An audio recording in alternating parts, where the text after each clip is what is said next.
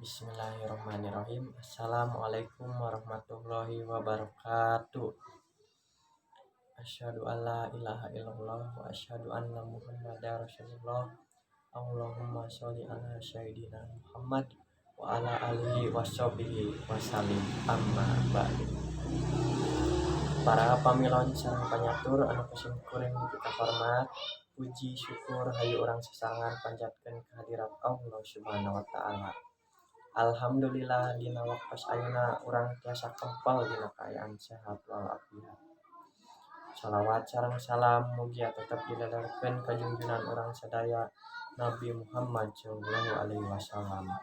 Ka kulawargina, sobatna sareng urang salaku umatna sampai akhir zaman.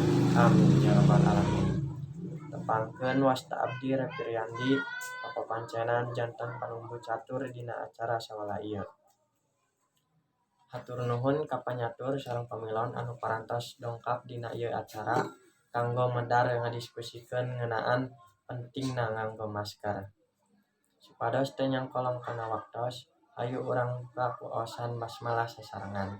Bismillahirrahmanirrahim. Sumangga ka kelompok hiji anu anggotana Galih, Rifki sareng Abil kanggo ngadugikeun materina. Hatur nuhun ka kelompok hiji parantos ngadugikeun materina. Salajengna ka kelompok 2 anu anggotana Ari, Ipan sareng Ajam pikeun ngadugikeun materi salajengna. Hatur nuhun ka kelompok 2 parantos ngadugikeun materina anu leuwih rinci tur jelas.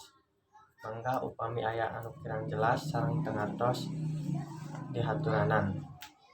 Alhamdulillah sadaya tos jelas. Intina eusi diskusi ayeuna urang janten terang yen pentingna nganggo masker teh pikeun ngajagi nularna COVID-19. Teu karaos acara parantos rengse, urang pungkas acara ieu ku aosan hamdalah sasarengan. Alhamdulillah. Hapunten bilih aya kalepatan. Hatur nuhun. Wassalamualaikum warahmatullahi wabarakatuh.